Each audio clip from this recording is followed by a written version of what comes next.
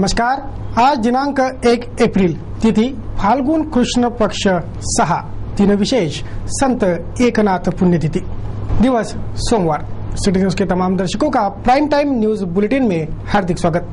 News bulletin में मैं अमोल खोड़े आपको रूबरू कराऊंगा शहर में घटे विभिन्न घटनाओं से।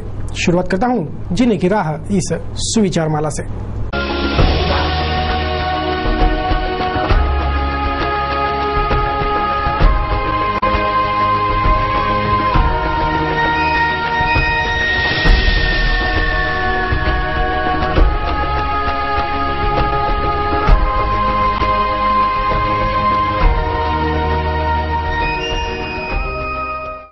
जीने की राह के बाद अब देखेंगे दिन भर के खबरों की टॉप हेडलाइंस। सोमवार 1 अप्रैल से लग गया महंगाई में तड़का, अर्थसंकल्पीय नियम हो गए सोमवार से लागू। अब 6 की जगह 9 सिलेंडर मिलेंगे नागरिकों को।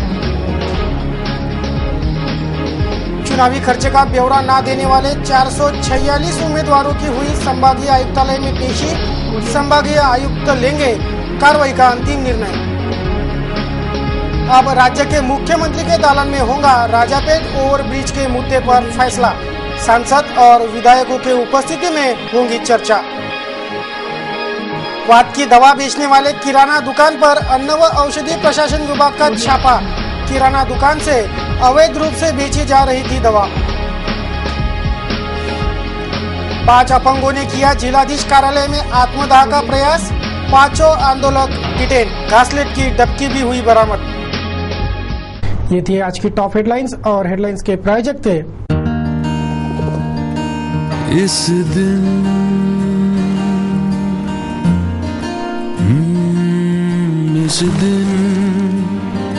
का सबसे सुहाना पल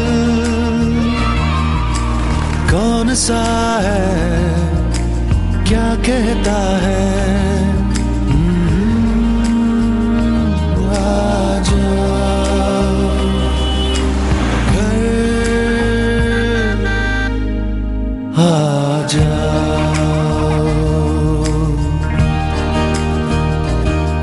इंडिया बुल्स होम लोन्स, घर आ जाओ।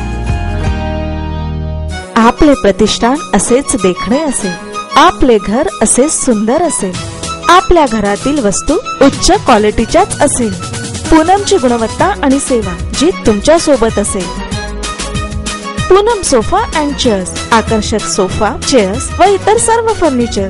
Poonam plywood and hardware, branded plywood and laminates, furniture accessories, auto gas sensor chimney आणि जैन सोलरचे डिस्ट्रीब्युटर। पूनम इलेक्ट्रॉनिक्स, नामांकित कंपन्याचे fridge, air conditioner, LCD, LED, washing machines. Poonam plywood and hardware, Motinagar showroom, Amravati. Poonam sofa and chairs, Poonam palace, bypass road, Amravati. Poonam electronics, Motinagar, Rajapeth आणि Walcott compound, Amravati.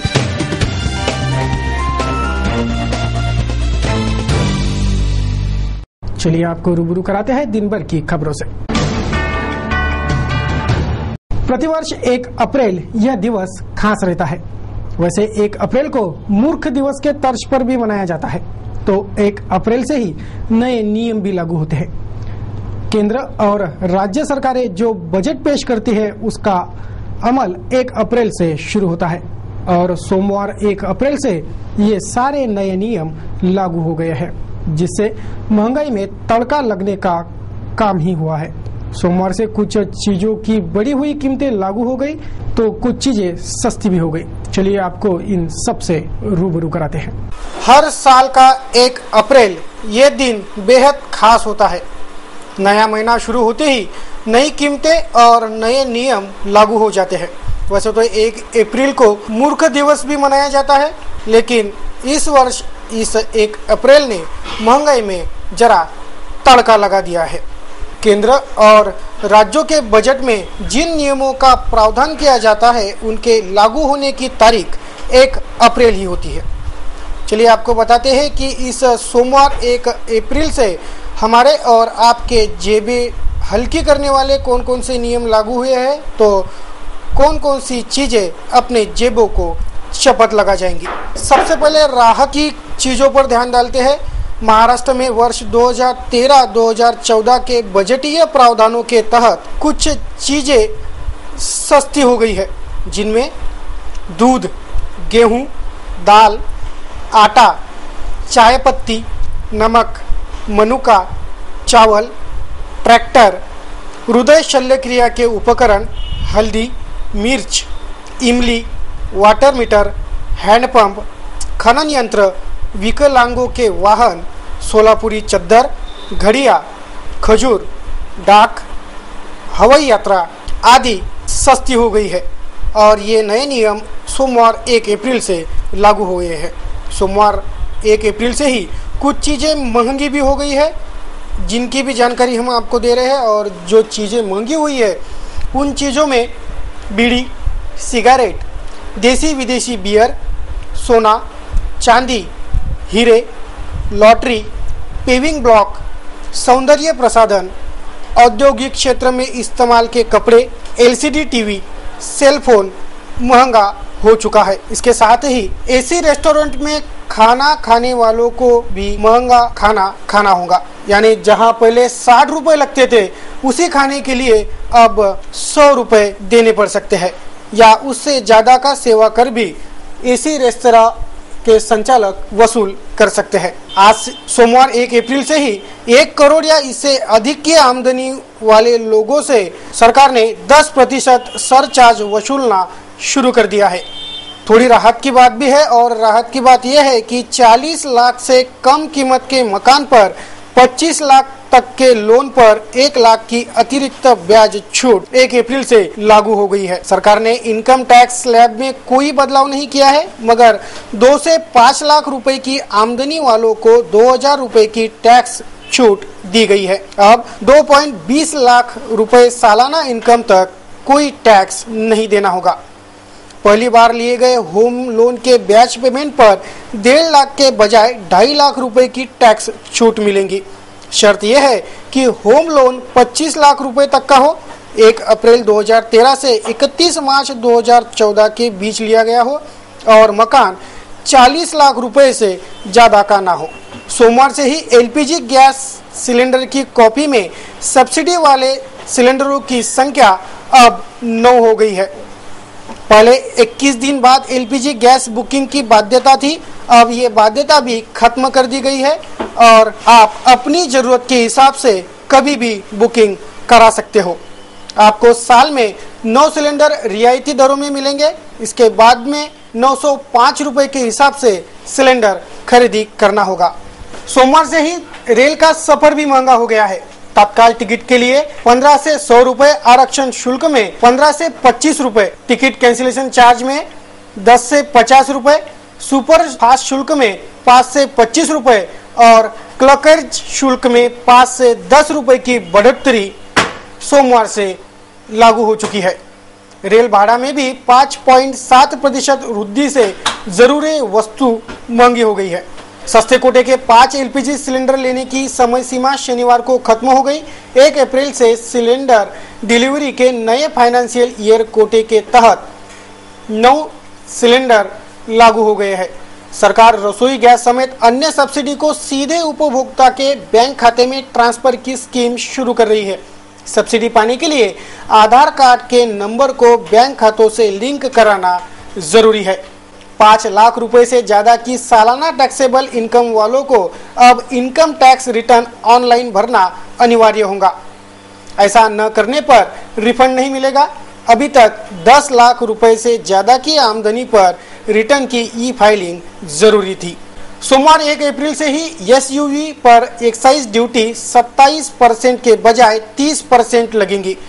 $40,000 मतलब करीब 22 लाख रुपए से ज्यादा की कीमत की लग्जरी कार और महंगी मोटरसाइकिल इंपोर्ट करने पर कस्टम ड्यूटी 75% के बजाय अब 100% लगेंगी। केंद्र सरकार और राज्य सरकार के बाद अमरावती महानगर पालिका का भी अर्थसंकल्प पेश हो गया है, लेकिन इससे नागरिकों को कोई राहत नहीं मिली है, ऐसा जानकारों का कहना है। यानी 1 अप्रैल 2013 से अब महंगाई में तड़का लग गया है, ये विशेष उल्लेखनीय। महानगर के महादेवखुरी, यशोदा नगर, कैंप, फ्रेजरपुरा ऐसे 20 से ज्यादा कॉलोनियों से नजदीकी फ्रेजरपुरा स्मशान भूमि विगत कई वर्षों से उपेक्षा सह रही है। यह स्मशान भूमि है या डंपिंग ग्राउंड, ऐसी अचरज भरी स्थिति स्मशान भूमि के ओर देखकर पैदा होती है।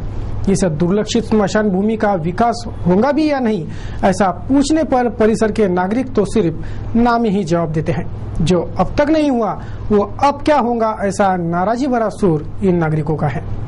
एक स्मशान भूमि के बाहर कुछ लाइनें लिखी थी। वो लाइनें इस प्रकार थी कि मंजिल तो तेरी यही थी, पर ताउम्र लगा दी यहाँ आते आते। ये लाइनें स्पष्ट आईना है कि हर एक को एक ना एक दिन स्मशान भूमि में जाना ही जाना है। महानगर के स्मशान भूमि की बात करें तो हिंदू स्मशान भूमि मुख्य स्मशान भूमि है और राजापेट, फ्रेजरपुरा सहित दस्तूरनगर सहित बडनेरा में भी स्मशान भूमि है। हिंदू स्मशान भूमि सर्व सुविधाओं से लैस है, पर बाकी स्मशान भूमियों में अपर्याप्त व्यवस्था के चलते दिक्कतें जाती है। कैसा है बाकी स्मशान भूमियों का हाल, ये अगर देखें तो फ्रेजरपुरा बाईपास मार्ग से गुजरो, यहाँ फ्रेजरपुरा में यह स्मशान भूमि दिखती है। कुछ दिन पूर्व इस स्मशान भूमि के प्रवेश द्वार पर चक्र अंकित होने से विवाद खड़ा हुआ था। उसके कुछ दिन बाद इस स्मशान भूमि के सौंदर्यीकरण का मामला उठा, लेकिन असल में यह स्मशान भूमि सिर्फ अवहेलना ही झेल रही है। यह स्मशान भूमि मानो डंपिंग ग्राउंड बनकर रह गया हो, ऐसा हाल यहाँ का है। परिसर के 20 से ज्यादा कॉलोनी परिसर से यह स्मशान भूमि नजदीक है, लेकिन कोई व्यवस्था ही न रहने से सभी हिंदू स्मशान भूमि के ओर दौड़ लगाते हैं। इस प्रभाग के भूतपूर्व, निवर्तमान और वर्तमान पार्षदों सहित विधायकों को भी नागरिकों ने स्मशान भूमि सुधार की मांगे की, लेकिन कोई फायदा नहीं हुआ। उल्टा इस स्मशान भूमि पर अतिक्रमण के खतरे के बादल मंडरा रहे हैं, वह अलग से, जिस पर नागरिकों में तीखी प्रतिक्रियाएं और रोष व्याप्त है। या फ्रेजरपुरा येथील हिंदू स्मशान भूमीची पलटली पाहिजे, ती चांगली झाली पाहिजे याकरिता अमरावती महानगरपालिकेने या ठिकाणी पुढाकार घेतला पाहिजे। यापूर्वी आयुक्त मनीषा म्हैसकर असताना आणि दादासाहेब गवई खासदार असताना या स्मशानभूमीला संपूर्ण कंपाऊंड वॉल खासदार निधीमधून गवई साहेबांनी पूर्ण केलं होतं। त्यानंतर काही नगरसेवकांनी आपापल्या परीने या ठिकाणी विकसित करण्याचा, स्मशानभूमी विकसित करण्याचा प्रयत्न केला, परंतु तो प्रयत्न अत्यंत तोडगा आहे। या ठिकाणी महानगरपालिकेनं पुढाकार घेऊन आदरणीय आयुक्त जे असतील त्यांच्या अध्यक्षतेखाली आणि जनप्रतिनिधींचा सहभाग घेऊन एक ट्रस्ट या ठिकाणी निर्माण करणं आवश्यक आहे, जेणेकरून या ट्रस्टच्या माध्यमातून या निर्वाण भूमीचा विकास होईल। कारण संपूर्ण या परिसरातील अंतिम प्रवास ज्यांचा होतो तो हिंदू स्मशानभूमीमध्ये एका टोकाला जावं लागते। त्याच्यावरचा, त्या स्मशानभूमीवरचा ताण कमी करायचा असेल तर अत्यंत प्रचंड मोठ्या प्रमाणात जमीन उपलब्ध आहे, जागा उपलब्ध आहे। या ठिकाणी ज्या नागरी सुविधा उपलब्ध करून देऊन कॉर्पोरेशननं ही स्मशानभूमी विकसित करावी अशी जनतेची मागणी आहे। जनतेचा प्रतिनिधी म्हणून मी या ठिकाणी अमरावती महानगरपालिकेचे पदाधिकारी, आयुक्त आणि जिल्हाधिकारी या सर्वांना या निमित्ताने विनंती करतो की त्यांनी ही निर्वाण भूमी विकसित करण्याकरिता पुढाकार घ्यावा। श्रद्धा आर्ट सोसाइटी और मधुसूदन ग्रुप अमरावती की ओर से शहर के बालकों द्वारा निर्मित चैत्रांगन इस कार्यक्रम का आयोजन किया गया है। गुड़ी पड़वा के दिन सांस्कृतिक भवन में चैत्रांगन का सादरीकरण होगा। महानगर के श्रद्धा आर्ट सोसाइटी और मधुसूदन ग्रुप की ओर से आयोजित पाडव्याचा फुलोरा चैत्रांगन इस कार्यक्रम का आयोजन किया गया है। गुड़ी पड़वा के दिन सांस्कृतिक भवन में यह कार्यक्रम संपन्न होगा। कार्यक्रम की विशेषता यह है कि इस कार्यक्रम का आयोजन, नियोजन, गायन, वादन, नृत्य, नाटिका, सूत्र संचालन आदि सब कुछ 15 वर्ष के नीचे वाले बाल कलाकारों ने किया है और समारोह के अतिथि एवं उद्घाटक भी बाल कलाकार ही होंगे। 2.5 साल से लेकर 15 साल तक के आयु वाले महानगर के बच्चे ही इस पूरे समारोह की बागडोर संभाल रहे हैं। यह विशेष एक पत्रवार्ता में ये जानकारी दी गई। कार्यक्रमात बाल कलाकार आहेत सगळे। ह्या कार्यक्रमात लोकनाट्य तसेच नाट्य सादर करणार आहे। लेख वाचवा, पाणी वाचवा आणि दुष्काळांना प्रतिसाद द्या, दुष्काळातल्या गावांना प्रतिसाद द्या याच्यावर आम्ही करणार आहे. त्याच्यानंतर लेक सासरी जाते ती भावना आम्ही प्रस्तुत करणार आहे.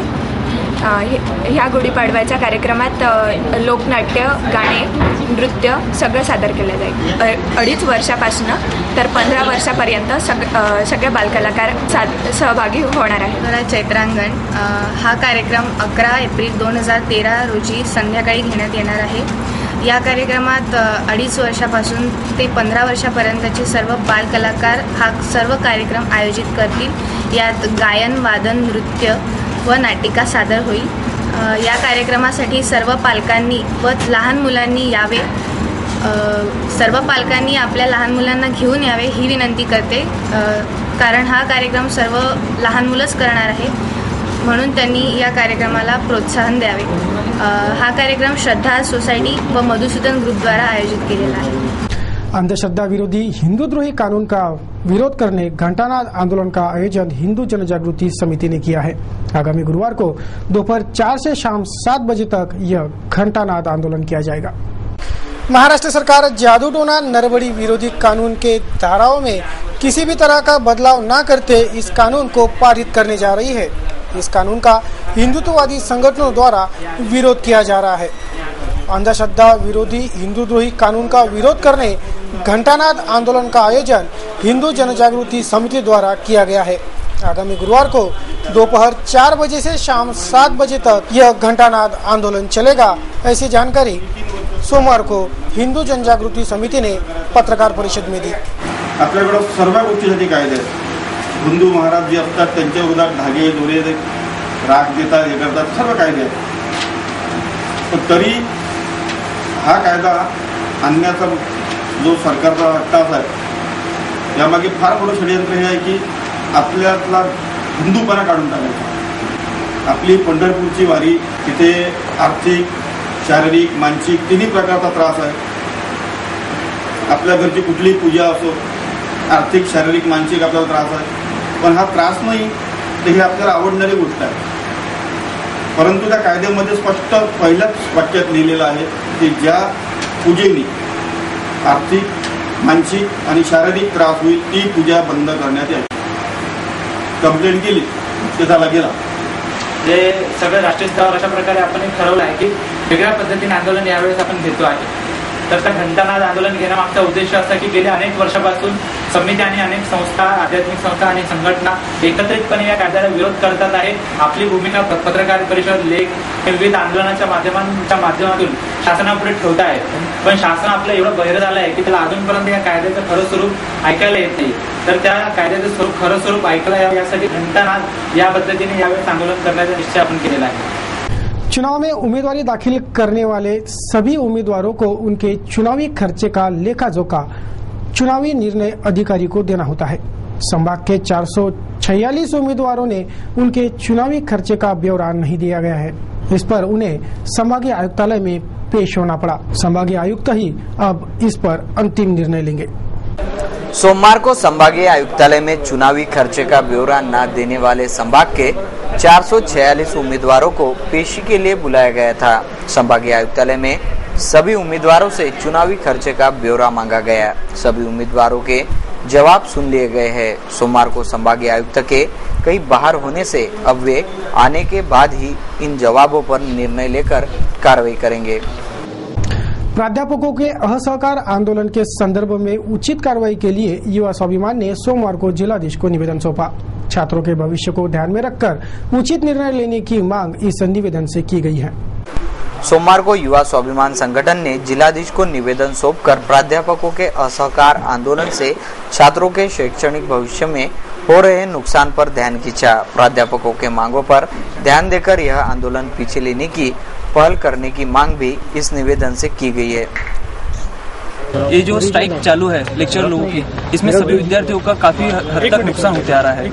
वो नुकसान इतना ज्यादा हो सकता है कि आगे चलकर कहीं पर अगर बाहर स्टेट में जाके एडमिशन्स लेना है बच्चों को, या फिर कहीं पर जॉब्स पर लगना है, तो वहाँ पर वैकेंसी जो क्रिएट होती है यानी एग्जाम के दौरान, तो वैकेंसी फुलफिल हो जाती है वहाँ पर कि तो वहाँ पर जॉब भी नहीं मिल पाता उन लोगों को। तो इस तरह का विद्यार्थियों का नुकसान ना हो, इसीलिए हम एक निवेदन कलेक्टर साहब के थ्रू अपने जो शिक्षण अधिकारी है उनके पास जाना चाहिए, इसलिए यहाँ पर देने आए थे। शहर के गाड़गेनगर पुलिस थाना क्षेत्र के निवासी सुनील रामपाल कैथवास नामक 25 वर्षीय युवक ने शराब के नशे में फांसी लगाकर आत्महत्या करने की कोशिश की, लेकिन रस्सी टूट जाने से वह गिर गया। सुनील के भाभी को जब ये बात ध्यान में आई तो उन्होंने तत्काल सुनील को इरविन अस्पताल दाखिल करवाया। फिलहाल उसकी हालत खतरे से बाहर है। पुलिस इस घटना के जांच में जुटी है। दिलीप सिंह सरदार सिंह बग्गा नामक आरोपी पर पुलिस ने जालसाजी कर खेती हड़पने का अपराध दर्ज किया है। फिरादी अखिला फारूक मोहम्मद अली की शिकायत पर यह कार्रवाई की गई। शहर के चांदनी चौक निवासी उक्त शिकायतकर्ता की शिकायत पर पुलिस ने दिलीप सिंह बग्गा नामक आरोपी पर धारा 420-468 के तहत जालसाजी का अपराध दर्ज किया है। फिरादी की शिकायत अनुसार आरोपी ने झूठे हस्ताक्षर कर फिरादी का खेत 10 लाख रुपयों में खरीदा होने का दावा किया था।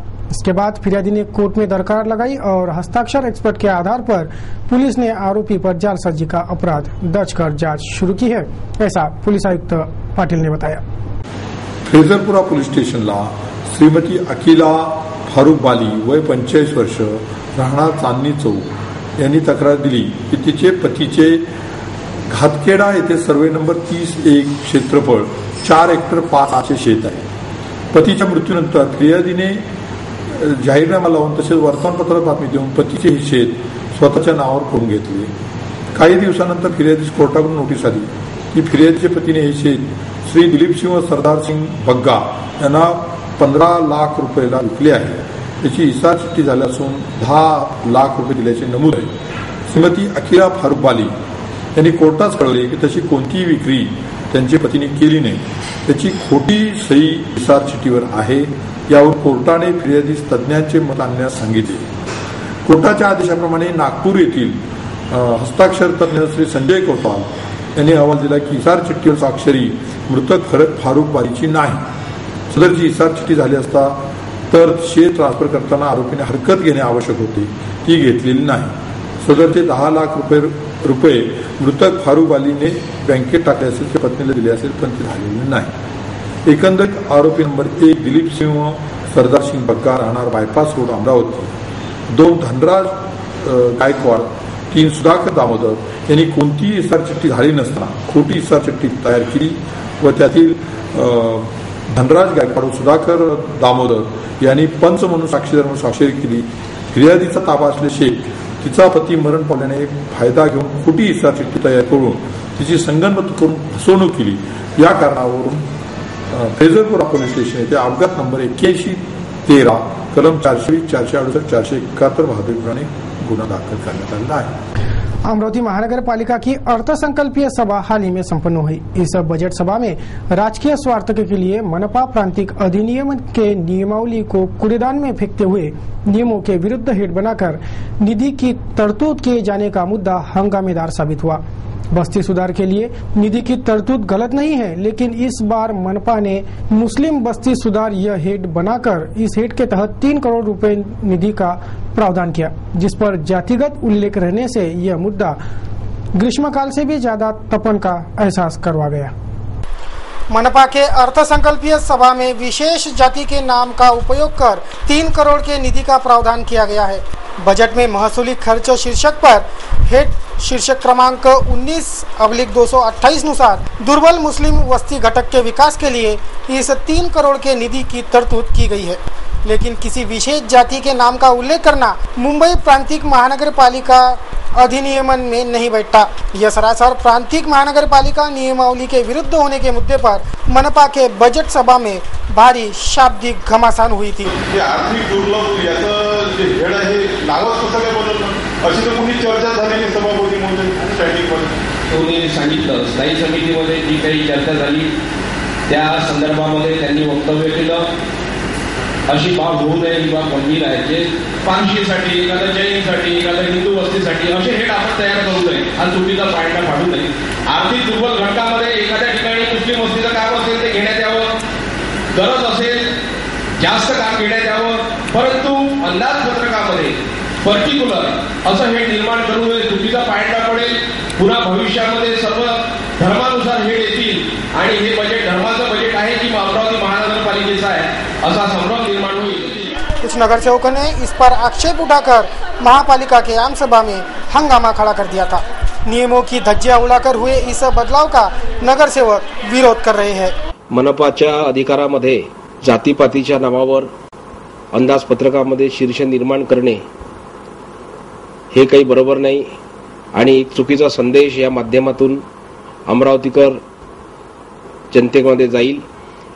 कोण हे सभागृह धर्मनिरपेक्ष सभागृह आहे।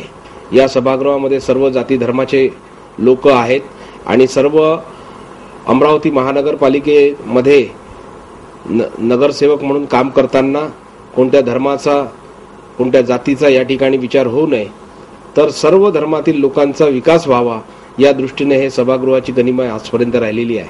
म्हणून आर्थिक दुर्बल घटक मुस्लिम वस्तीसाठी हा जो शीर्ष निर्माण केला त्यासाठी शिवसेना भाजपच्या सर्व नगरसेवकांनी त्यासाठी कडाडून विरोध केला की कोणत्या जातीचं आपण काम करू नका असं आमचं म्हणणं नाही। मोठ्या मनाने काम घ्या। जर मुस्लिम वस्तीमध्ये काम असेल तर ते काम पहिले घ्या। आवश्यकता असेल त्या ठिकाणी निधी खर्च करा, परंतु हेडमध्ये जर असं आपण प्रथा पाडली तर उद्या सिंधी समाजासाठी, परवा पारशी समाजासाठी, हिंदू समाजासाठी आणि सर्व जितक्या जातीपाती आहे त्या सर्वांसाठी हेड आपल्याला या ठिकाणी ठेवावं लागेल आणि हे अंदाजपत्रक हे जातीपातीचं हेडचं अंदाजपत्रक होईल अशी आम्ही या ठिकाणी भूमिका घेतली आणि त्यासाठी तीव्र विरोध केलेला आहे। तो कुछ नगर सेवकों का कहना है कि ऐसा हेड बनाने से उक्त वार्ड का विकास होता हो तो होने दिया जाना चाहिए, लेकिन मनपा का यह कदम सरासर गलत रहने के दावे कर मनपा के कुछ नगर सेवक इसकी शिकायत मनपा आयुक्त से कर रहे हैं। शिकायतकर्ताओं में सेना नगर सेवक प्रवीण हरमकर भी शामिल है। सोमवार को जिलाधीश कार्यालय पहुंचे 5 अपंगों ने जिलाधीश कार्यालय परिसर में ही खुद पर केरोसिन छिड़ककर आत्मदाह का प्रयास किया। शासकीय मदद राशि देने में अपहार करने वाले बैंक मैनेजर पर कार्रवाई के मांग पर यह आत्मदाह आंदोलन का रुख अपंगों ने अपनाया था, जिन्हें तुरंत रोक लिया गया। सोमवार को जिलाधीश कार्यालय में पहुंचे 5 अपंग युवकों ने शरीर पर केरोसिन छिड़ककर आत्मदाह का असफल प्रयास किया। तुरंत उन्हें रोकने में सुरक्षाकर्मी कामयाब हुए। इन 5 अपंग आंदोलनों को डिटेन कर लिया गया है। अपंग कार्यार्थ वितरित होने वाले मदद राशि वितरण में रोड़ा बने बैंक मैनेजर पर कार्रवाई की मांग करते यह आंदोलन किया गया। आम्हाला बँकेत पैसे आले म्हणून चेक दिले राहिले आणि समाज कल्याणचे जे अनुदान आहे ते बँकेत जमा झाले तरी आम्हाला चेक देण्यात आले नाही आतापर्यंत। 2 महिन्यापासून आम्हाला उद्या आहे परवा आहे मॅनेजर लोक सांगत आहे। अजून बँकवाला म्हणते मॅनेजर काय बदलाच करू शकतो, बाकी काहीच नाही करू शकतो। कोण म्हणते देना बँकवाला दोन जास्ती कलर काहीच नाही करू शकत। जास्तीत जास्त कारण तर बदली करत फाशी न देणार आहे म्हणजे आमच्या जबरदस्ती नाही आहे कलेक्टरसाठी, नाही तर मग पैसे द्या 10,000 रुपये नाही तर काम करतो म्हणते। तो सर्वच म्हणते समजा मॅनेजर 10,000 द्या म्हणते पटकन चेक देतो हातात। 2 महिन्यापासून आम्हाला त्रास देत आहे म्हणून आज आम्ही आत्मदानाचा प्रयत्न केला। किती हजार रुपयाची लोन होती? आमची 1 लाख रुपयाची लोन मंजूर केली आणि 1 लाख रुपये मंजूर केल्यानंतरही ते आम्हाला 1 लाख रुपयाचा डीडी देत नाही। समाज कल्याणमधून सबसिडी गेला आहे, तिथं सबसिडी वगैरे सगळं तयार झालं। आमचे बँकेत सह्या वगैरे कोऱ्या स्टॅम्पवर पेपरवर फॉर्मवर सगळ्यावर सह्या घेतली त्यांनी, ते आम्हाला डीडी देत नाही। सध्या म्हणते आम्ही देऊ शकत नाही, आम्ही आमचं काम करू राहिलो, आमचं काम संपल्यावर आम्ही तुम्हाला डीडी देऊ। 2 महिन्यापासून असंच त्रास देता। संत श्री सीताराम बाबा रामकथा आयोजन समिति की ओर से संत श्री रामचरित मानस ज्ञान यज्ञ सप्ताह का आयोजन किया गया है। 3 अप्रैल से यह सप्ताह शुरू होगा जो 9 अप्रैल तक चलेगा। संत श्री सीताराम बाबा राम कथा आयोजन समिति ने सोमवार को पत्रकार परिषद लेकर संगीतमय रामचरित मानस ज्ञान यज्ञ सप्ताह आयोजित रहने की जानकारी दी। पत्रकार परिषद में बताया गया कि 3 अप्रैल से यह ज्ञान यज्ञ सप्ताह तक शुरू रहेगा जो 9 अप्रैल तक चलेगा। सुश्री महेश्वर देवी के सुमधुर वाणी में यह रामचरित मानस ज्ञान यज्ञ का पाठ होगा। सोमवार को अमरावती महानगर पालिका और जिलाधीश कार्यालय में लोकशाही दिन का आयोजन संपन्न हुआ। क्या हुआ इस लोकशाही दिन में, चलिए जानते हैं। जनता अपनी शिकायतों पर अमल न होने पर उच्चाधिकारी के दरबार में गुहार लगाए और संबंधित उच्चाधिकारी शिकायतकर्ता की समस्या सुलझाने त्वरित, योग्य और उचित निर्णय ले, इस हेतु लोकशाही दिवस का आयोजन किया जाता है। लेकिन शासन के हर आदेश को धत्ता बताना जैसा मानस सब दूर दिखाई देता है। जिलाधीश कार्यालय लोकशाही दिवस में 8 शिकायतें दी गई, जिसमें अधिकांश त्रस्त शिकायतकर्ताओं का एक ही सुर रहा कि शिकायतों की सतत अनदेखी की जाती है। अगर जिलाधीश ने भी उनकी शिकायतों पर ध्यान नहीं दिया तो शिकायतकर्ता को आत्महत्या के अतिरिक्त और कोई रास्ता दिखाई नहीं देता।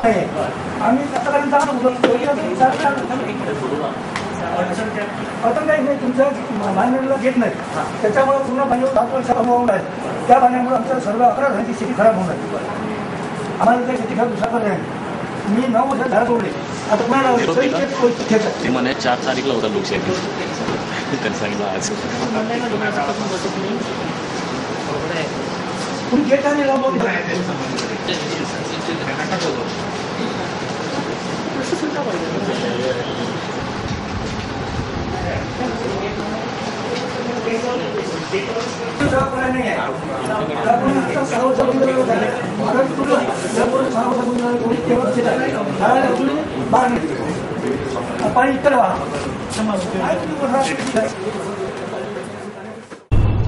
महानगर के एक किराना दुकान विक्रेता पर सोमवार को अन्न व औषधि प्रशासन के दस्ते ने छापामार कार्रवाई की।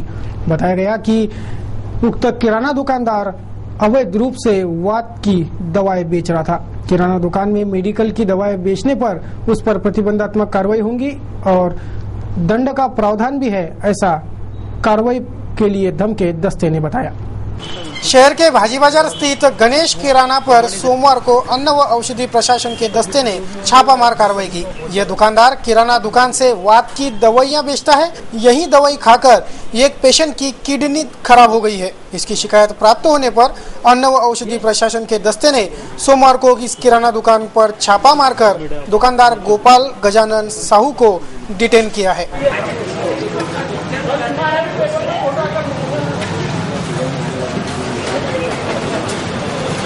देखते हैं क्या कुछ हुआ महानगर में। एक नजर महानगर के अन्य मुख्य खबरों पर। मंगलवार को हेल्पलाइन मुस्लिम ब्लॉक जिला कचहरी पर ठिया आंदोलन करेगा। लोड शेडिंग से निजात दिलाने की मांग रखते हेल्पलाइन के साथ यूडीएफ भी ठिया आंदोलन में सक्रिय भूमिका निभाएगा, ऐसी जानकारी देकर सहयोग की अपील सभी से की जा रही है। सिटी न्यूज के माध्यम से ये आह्वान करता हूँ, कल 2/4/2013 को लोड शेडिंग के खिलाफ जिला अधिकारी कार्यालय पर सुबह 11 बजे से 5 बजे तक धरना आंदोलन रखा गया है। इसमें सभी लोग हमारा साथ दें। मैं सिटी न्यूज और चंदू भाऊ का आभारी हूँ कि उन्होंने हमें हर वक्त साथ दिया है और आगे भी साथ देंगे, ऐसी उम्मीद करता हूँ। और हमारे मुस्लिम हेल्पलाइन के ऑफिस द्वारा मैदान में आज हम उसके यहाँ पर कल से धरना के बारे में एक मीटिंग का आयोजन किया गया है और इसमें अभी तक के 3 महीने से हमने जो लोड शेडिंग के बारे में संघर्ष किया है उसके हमारे को अभी तक के कोई नतीजा नहीं मिला।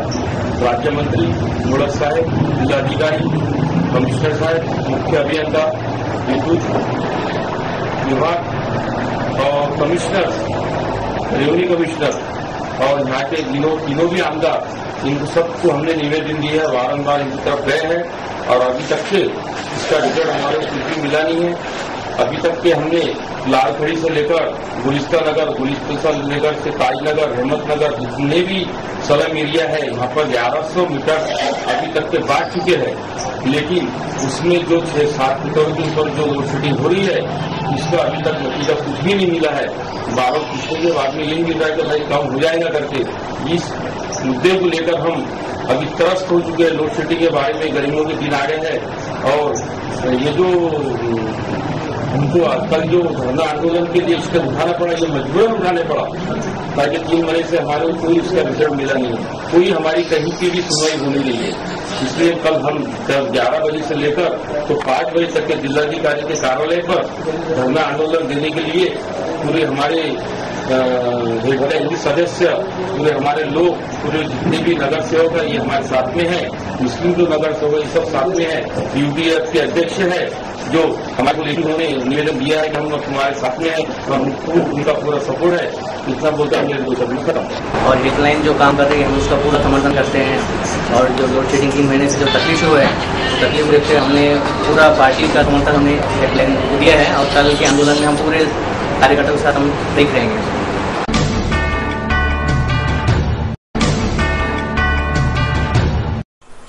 शहर में ग्रीन जोन को अवैध रूप से भूखंडों में तब्दील कर बेचने के मामले की जांच हो रही है। पुलिस इस पूरे प्रकरण की जांच कर कोर्ट में रिपोर्ट पेश करेगी, ऐसी जानकारी सीपी अजित पाटील ने दी।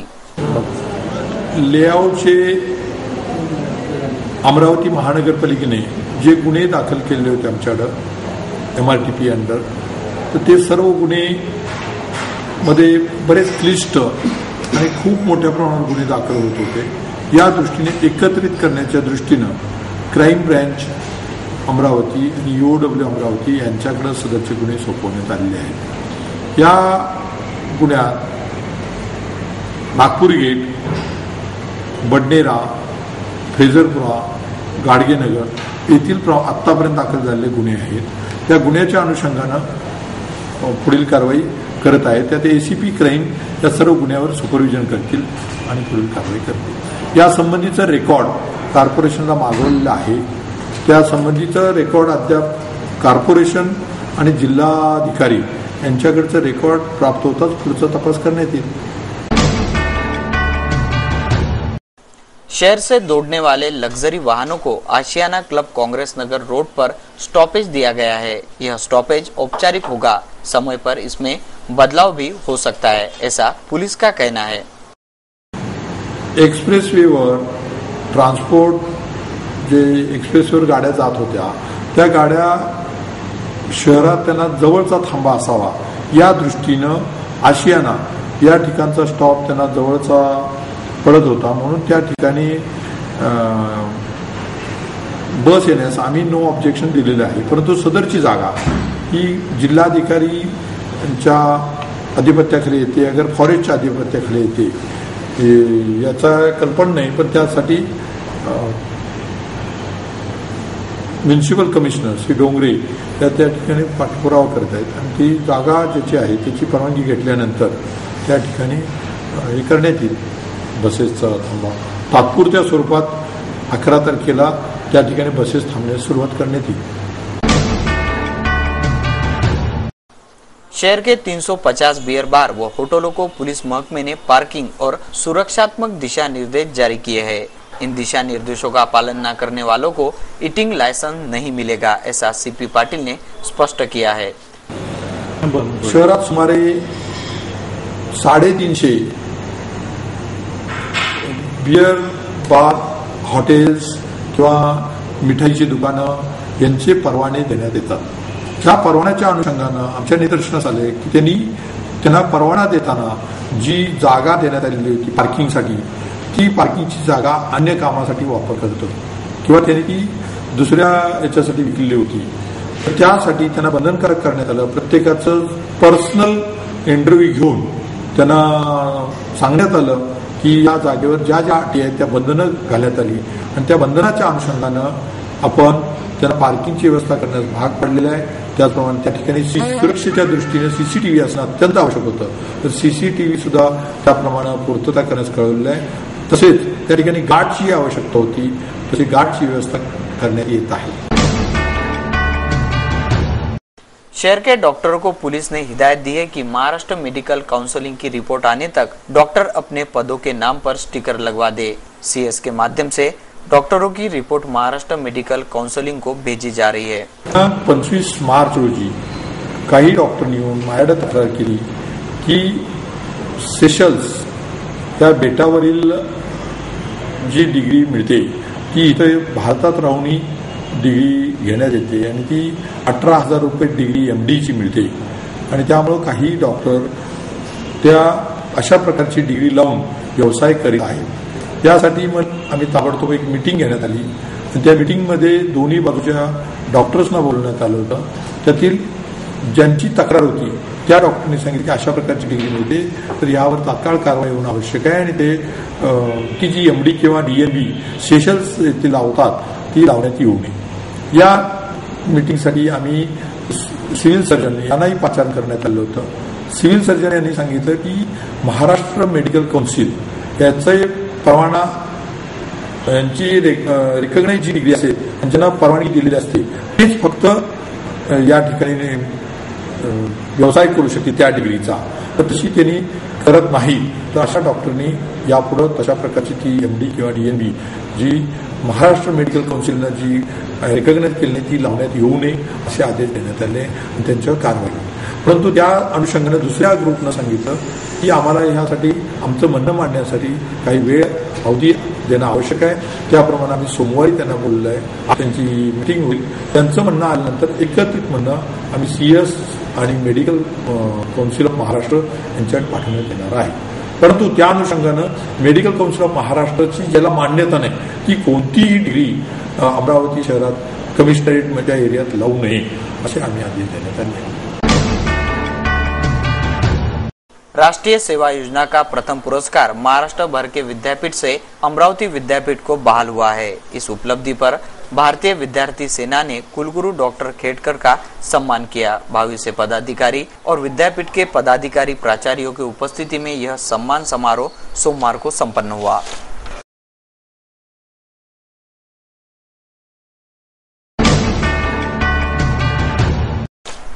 पर्यावरण बचाव का संदेश देने 75 वर्षीय हरिभाऊ रामजी बाहेकर 10 साल के उम्र से साइकिल चला रहे हैं. सोमवार को उन्होंने 75वां जन्मदिन मनाया. डॉक्टर गोविंद कासट ने उनका सम्मान कर पर्यावरण बचाव के मुहिम का सभी सक्रिय सहभाग से प्रचार करें ऐसा आह्वान किया है.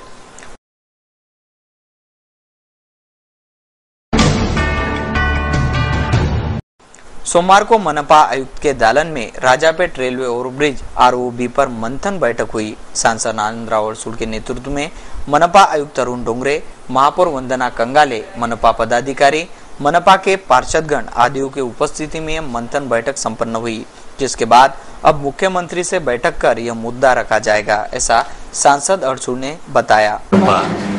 पूर्ण झालेल्या आहे. दुसऱ्या टप्प्याची 115,55 लाख ही रक्कम आपण केंद्राकडे मागणी केलेली आहे. राज्य सरकारने त्याची शिफारस केलेली आहे आणि आम्ही पाठपुरावा करून ती लवकरात लवकर मंजूर करून आणण्याचा प्रयत्न करतोय. त्यासाठी पहिली योजना ही खऱ्या अर्थाने फंक्शनल आहे की नाही ही बघण्याकरता त्यांची टीम येईल आणि आपण केलेला प्रस्ताव हा सुद्धा योग्य आहे की नाही याची पाहणी केली जाईल आणि त्या अनुषंगाने दुसऱ्या टप्प्याची जी आपली आजची मागणी आहे 115,55 लाख त्याबद्दलचा निर्णय होईल. यासाठी महाराष्ट्र सरकार आणि आम्ही स्वतः एक बैठक घेऊन कारण राजापेठचा हा ओव्हरब्रिज त्यासाठी लागणारी जी रक्कम आहे 49 कोटी ती रेल्वे त्यातली आपल्याला 21 ते 22 कोटी जाईल. राहिलेली रक्कम महाराष्ट्र गव्हर्नमेंटने द्यायची आहे आणि हे दोन्ही विषय घेऊन आम्ही मुख्यमंत्री लेवलला एक बैठक लावायचा विचार करतोय. आपल्या सगळ्या आमदारांना कालच मी बोललोय मुख्यमंत्र्यांची योग्य वेळ घ्यावी आणि त्या पद्धतीने मग आपले आयुक्त, महापौर आणि त्यांचे सर्व सहकारी अधिकारी हे सगळी मंडळी तिथे जाऊन त्या मीटिंगमध्ये हे दोन्ही विषय आम्ही घेणार आहोत आणि त्या पद्धतीनं ते पास करून लवकरात लवकर कार्यान्वित कसं होतील हा प्रयत्न करणार. तो अमरावती मनपा का हिस्सा मनपा ने दिया है. अब रेलवे विभाग के निधि की प्रतीक्षा है ऐसा पक्ष मनपा आयुक्त अरुण डोंगरे ने रखा. इथे रेल्वे ओव्हरब्रिज जे आहे त्याचा 5 विंग अप्रोचेस जे आहे ते 5 ठिकाण होते. मधल्या काळात रेल्वेचे मुख्य अभियंता मिस्टर गोयल आले होते आणि त्यांनी सांगितलं की 5 अप्रोचेस हे घेणं काही शक्य नाही आहे तर कोणतेही 2 अप्रोचेस सांगावे. आणि म्हटलं की 2 अप्रोचेस घेऊन काही होणार नाही आणि मग हा विचारमंथन झाल्यानंतर जे मोठे अप्रोचेस असे 3 अप्रोचेस त्यांनी मान्य केले होते. परंतु हे सगळे 5 अप्रोचेस बाबतची चर्चा मान्य खासदार, मान्य आमदार आणि गव्हर्नमेंट लेवलपर्यंत झालेली होती. शासनात सुद्धा मान्यता 5 अप्रोचेसला दिलेली आहे. त्यामुळे 3 अप्रोचेस घेऊन आम्ही पुढे प्रस्ताव पाठवायचा काही योग्य नव्हतं. त्यामुळे संघाने पुन्हा इथले लोकप्रतिनिधी मान्य खासदार आनंदरावजी अडसूळ साहेब यांच्यासोबत चर्चा झाली आणि 3 अप्रोचेस आम्ही पाठवायचे आणि 2 अप्रोचेसबद्दल जे आहे 100% रक्कम ही स्टेट गव्हर्नमेंटकडे मागणी करावी असं ठरवलेलं आहे. अब सांसद और विधायकों की मंत्रालय में होने वाली बैठक से क्या नतीजा निकलता है, इस पर नजरें टिकी है. देश के जाने माने कार्टूनिस्ट श्री श्याम जगोता, इन्होंने सिटी न्यूज के कार्टून कोना के लिए आज का यह व्यंग्यात्मक कार्टून भेजा है.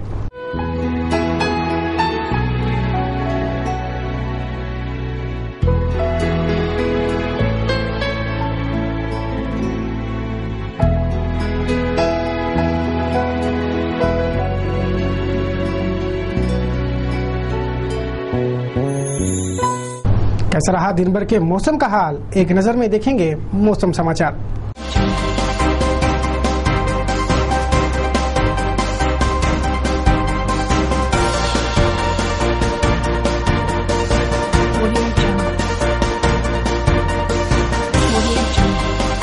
सोमवार को शहर का अधिकतम तापमान रहा 40 डिग्री सेल्सियस तो न्यूनतम तापमान रहा 29 डिग्री सेल्सियस. सोमवार को शहर के ह्यूमिडिटी का परसेंटेज 38% आंका गया. मंगलवार को शहर का अधिकतम तापमान 39 डिग्री सेल्सियस तो न्यूनतम तापमान 28 डिग्री सेल्सियस रहने का अनुमान है. बुलेटिन में अब देखेंगे आज का सुविचार. आज का सुविचार कहता है, सरलता के बिना कोई भी व्यक्ति अन्य आत्माओं का सच्चा स्नेह नहीं पा सकता.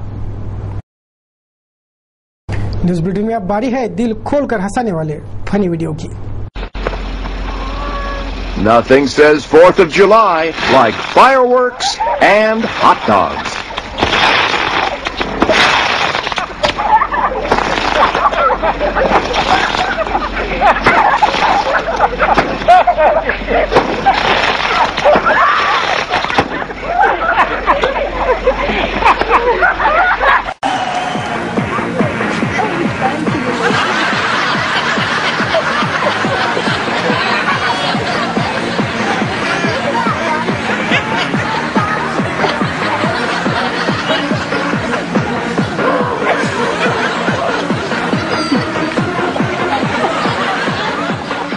तो ये थे आज के फनी वीडियो. आपके पास भी ऐसी कुछ फनी वीडियो हो तो जरूर हम तक भेज दें. आज जिनका जन्मदिन है उन्हें सिटी न्यूज चैनल की ओर से हार्दिक बधाइयाँ. आपको आपका जन्मदिन मुबारक हो, यही कामना सिटी न्यूज चैनल परिवार करता है.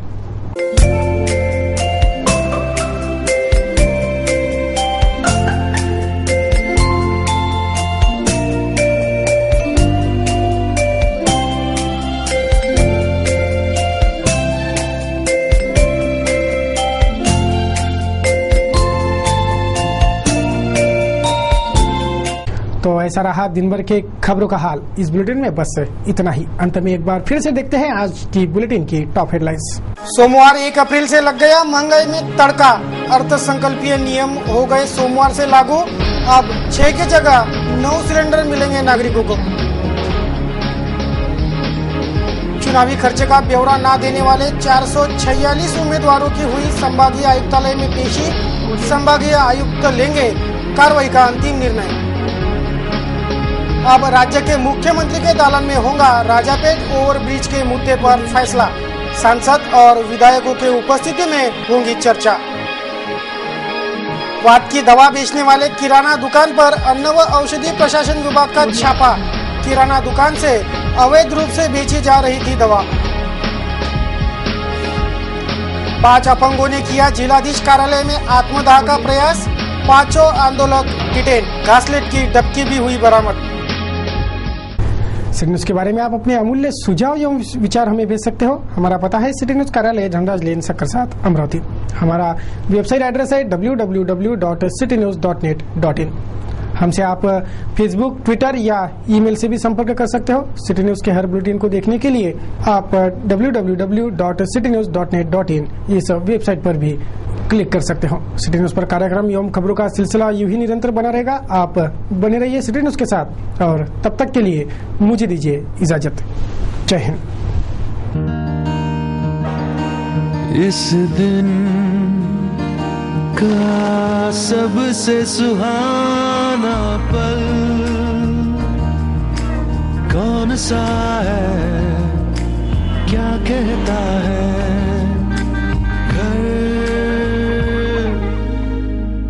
आ जाओ। India Bulls Home Loans,